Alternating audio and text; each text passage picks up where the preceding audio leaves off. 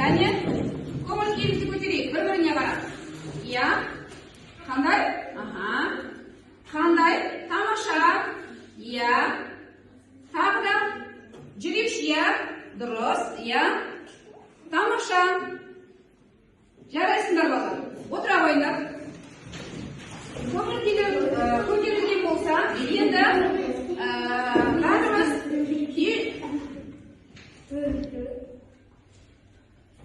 үй жұмысымызды ашайық балалар. Бізге үйге не берілген еді? Жаттығуымыз бар, иә балалар? Тамаша, жақсы. Кәне, жаттығу орындап шықтық, иә балалар?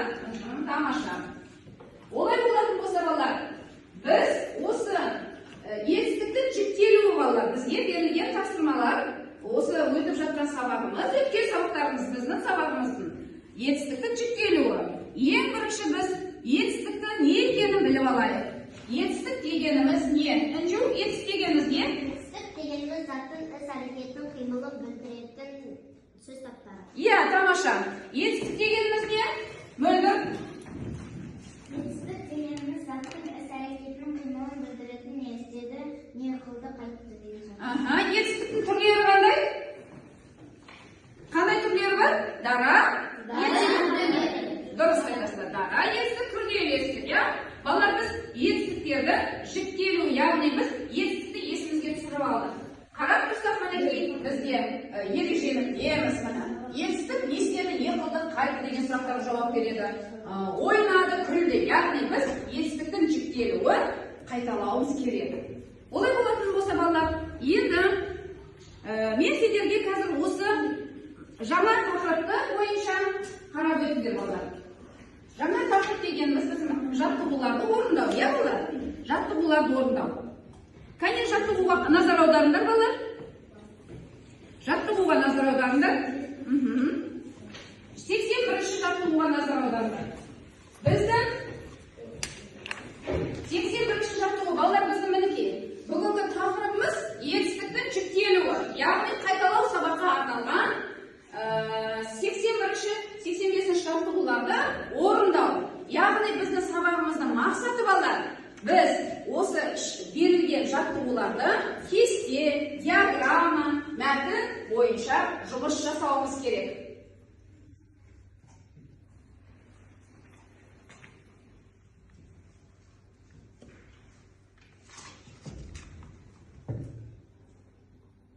Яғни бізде балалар, олай болатын болса бізде балалар, енді мәтінді қарап, бәріміз көз жүгіртейік. Мәтінге көз жүгіртейік. Бізде сабақтың мақсаты, яғни балалар, қайталау сабақ. Кестемен, диаграммамен, сызбамен жұмыс жасау, иә? Жаттығуларды дұрыс орындау, бірінші жақ, екінші жақ, үшінші жақты білуіміз керек, иә? Сол бойынша назар аударыңдар 81-ші жаттығуды іштей оқып шығыңдаршы. Іштей оқып шығыңдар. Іштей оқып шығыңдар.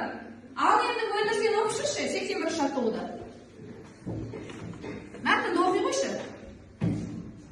Кейбіреулер ошақтың күлін қорадағы малдан қиын судың жағасына төге салады. Ол арыққа түсіп суды бұлғайды. Осылайша таза су жарамсыз болып шыға келеді. Төменгі елде мал да сол суды ішуге мәжбүр болады. Соның салдарынан өсімдіктердің өсуі нашарлайды. Мал азады. Бұлақтың бас жағында тұратындар төменгі елді де ойлау керек. Суға көрінген нәрсені тастай бергеннің де тоқысты. Бұлақ басынан аулаққа төк деп өсиет айтқан. Су таза болсын, судың ішіндегі балығы мен басқасы уланбасын десеңіздер, ағын суға лас нәрселерді тастатқандар. Жақсы балалар. Енді олай болатын болса балалар, енді осы мәтіннің мазмұнына байланысты өзіміздің пікірлерімізді айтуымыз керек, иә балалар? Өзіміздің пікір, су туралы пікірлерін айтып шығыңдаршы. Мына жерде жұмыс жасаңдар. Ал, иә. Үйлік көппен.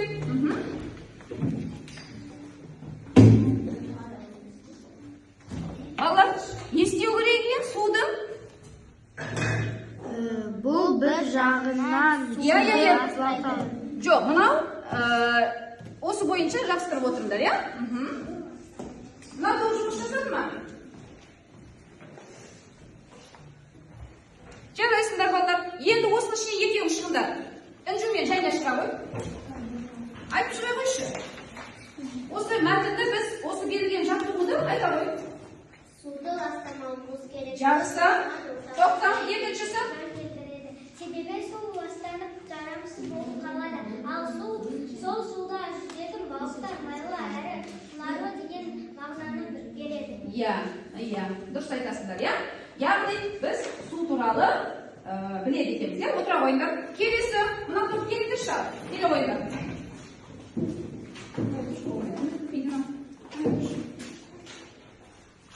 Иә, айта ғой. Бұл бір жағынан суды ластайды. Екіншіден асты болып саналады. Айта мөлдір. Үшіншіден ақты құрметке болып саналады. Ағып жатқан су мөлдір таза болған соң балдай тәтті дәм береді. Сол үшінде ішетін суына түкірме деген сөзді ата-бабамыз айтып кеткен. Жақсы. Ақ өнімдерді айыран сүттің Бөлдім.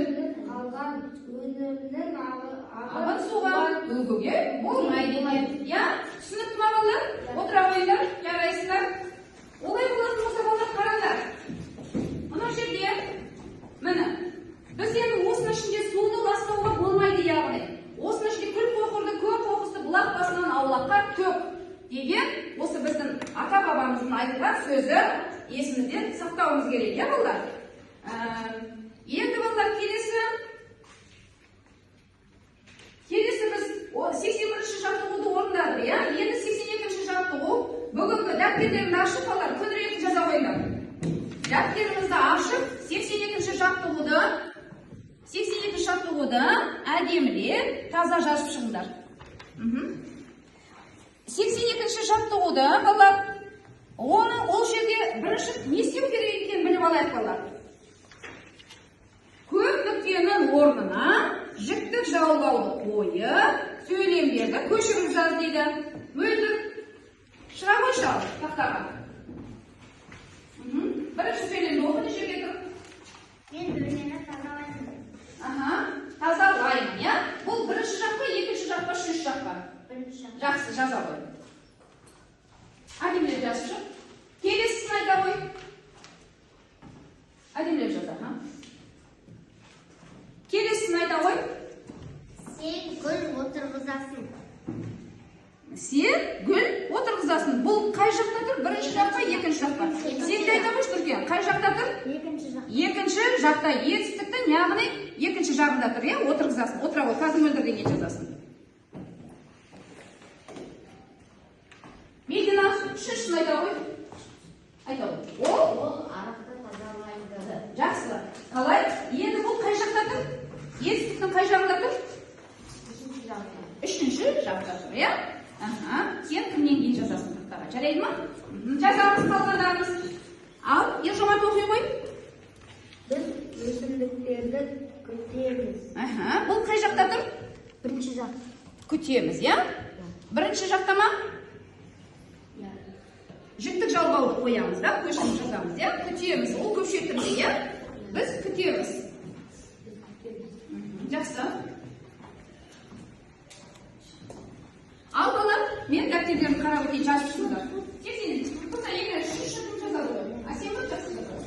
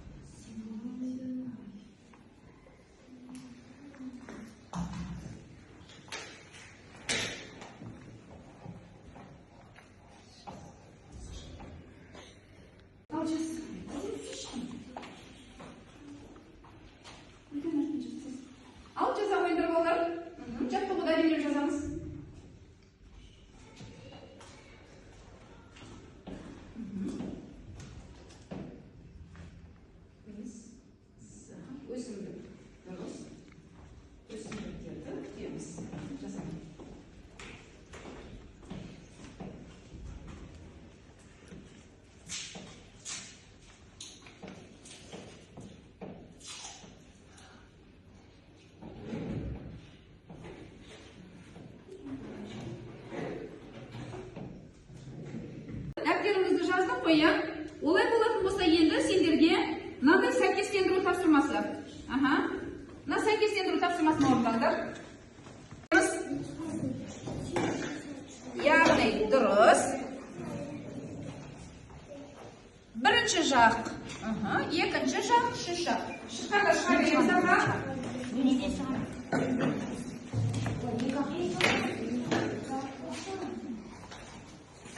Шығамыз екі-екіден.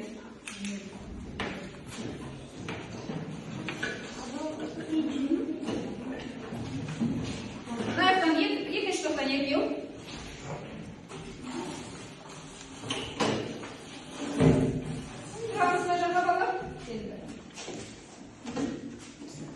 Ал айтып шығанда. Сен оқисың, үшінші жақ ол оқиды. Жақсы, ал сендер айта қойыңдар. Бірінші жақ мен барамын. Екінші жақ. Екінші жақ ол барады. Үшінші жақ. Сен барасың. Жақсы. Бірінші жақ мен оқимын.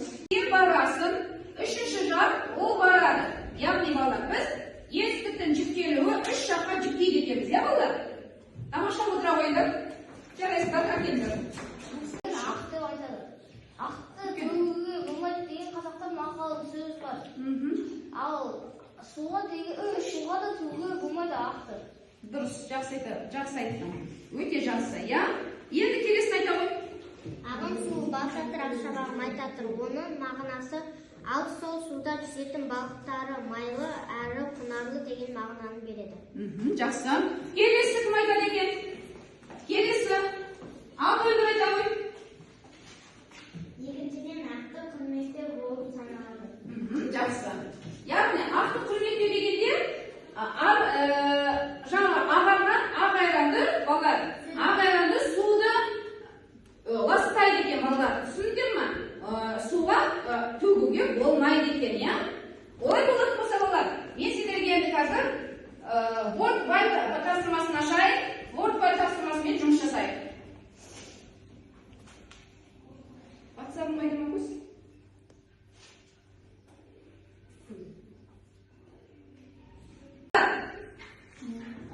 Тақтаға қарасақ, бізде Word-Why тапсырмасы бар, иә? Осы тапсырмамен біз етістіктің жіктелуі туралы қазір тапсырмалар орындайық, иә балалар? Маған келеді, келе қойыншы. Шетірге келеміз, иә балалар?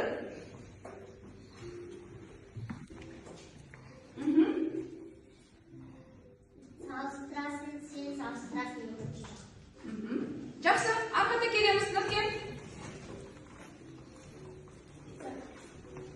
Келе ғой. Сен қорғайсың. Иә, жарайсың. Тамаша, ақырда жайнан келе ғой. Шетінен келе берейік балалар, иә? Сен келесің. Тамаша. Келесі келе ғой. Кім? Асылжан. Ильяс. Келе бер. Барлық оқушылар келеміз. Тоқта шетінен, аға.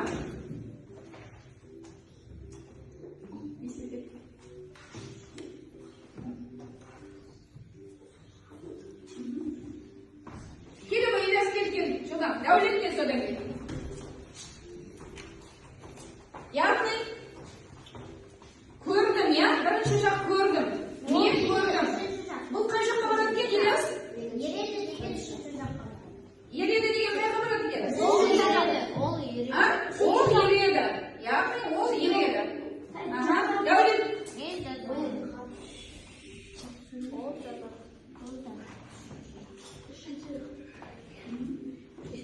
Қай жаққа барасың?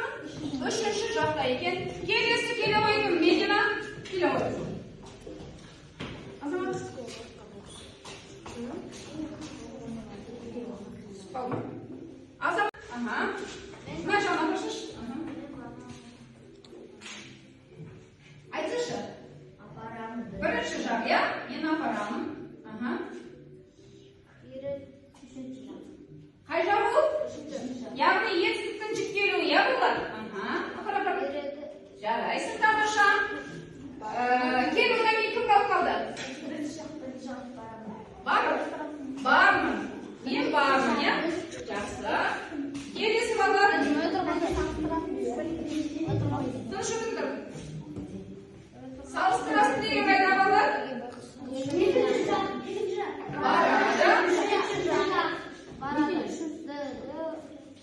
Яғни басайып енді балалар. Ал балалар енді ортпанға қараңдар. Мына жерде бір дашамын. Айта ғой. Сөз айта ғой. Отыра ғой. Дұрыс екен балалар. Келесі. Асылжан айта ғой.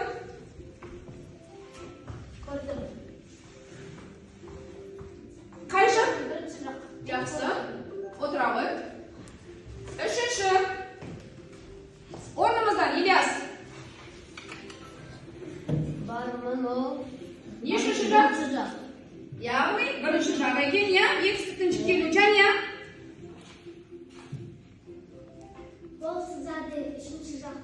Яғни үшінші жақ. Дұрыс па екен? Дұрыс екен. Міне ақта Илхам. Айта ғой. Салыстырасың. Екінші жақ, я? Яғни салыстырасың екінші жақ. Дұрыс па екен? Мөлдір. Мөлдір айта ғой. Айта ғой. Айтсыш мөлдір жазады. Үшінші жақ, я? Жауап берейік. Руфат айта ғой.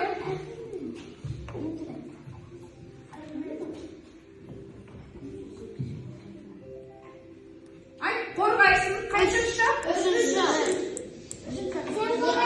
Кім айтады? Тамаша отыра ғой. Медина. Айта ғой. Яғни екінші жақ. Азамат. Тұра ғой.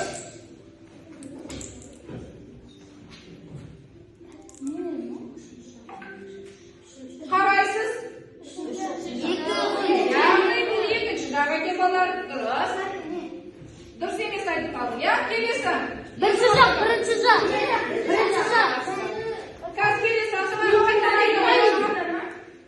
Ержамат қайтан айтты. Келе ғой. Айта ғой. Айта ғой. Екінші жақ. Дұрыс, тамаша. Сіз қорғайсыз. Ал қайта, мөлдір. Мөлдір айта ғой. Үшінші жақ. Ол ер еді. Медина.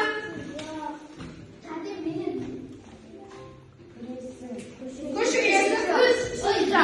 Екінші жақ. Тамаша. Нұркес.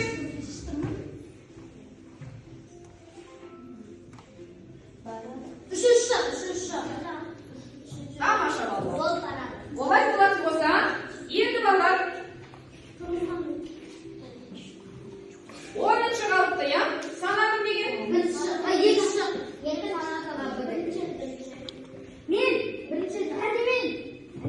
Айт Нұркен. Тамаша балалар. Енді аяқтап осына. Енді балалар, енді сабағымызды қорыта келе. Сендерге түсінікті ма? Вордпадмен жұмыс жасадық па жақсы? Өте тамаша балалар. Олай болатын болса, мен сендерге бір тапсырма берейін. Жеке жұмыс, сол тапсырманы орындаңдар. Қайынке ашыңдар тапсырмалар, жеке тапсырманы. Жеке тапсырмаларды ашыңдар. Ал орындаймыз. Бұл жерде не істеу керек балалар? Сөйлемдерді толықтыр дейді. Қане жазып шығыңдар. Жазып шығыңдар. Жылдам жазып шығыңдар. Жылдам жазып шығыңдар. Сөйлемді толықтырамыз, я балалар?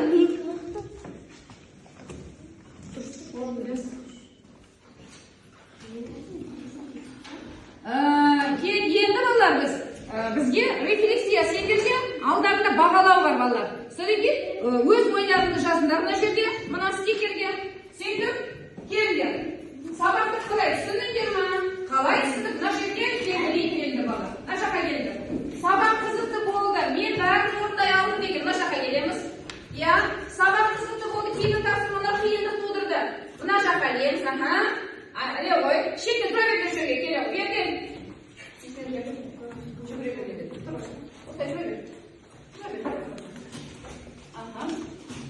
Ильяс.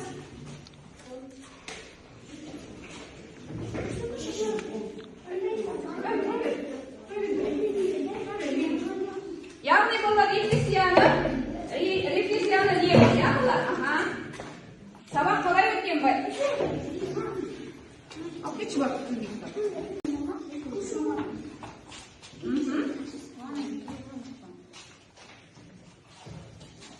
тамаша балалар, отыра қойыңдар. Жақсы. Отыра қойыңдар. Қалғандарыңыз кетіңдер. Яғни базар біз енді сендерге 10 балды бағалау беріп тұрмын, я? Біз критерий бойынша бағалаймыз. Өз-өзімізді бағалап шығыңдар, кәнекей. Бірінші балдан бастап 10 балға дейін бағалап шығыңдар, кәнекей. Одан кейін балалар, үй тапсырмасына береміз сендерге 84-ші жаттығу. Үйге 84-ші жаттығу балалар. Үйге беріледі, 84-ші жаттығу.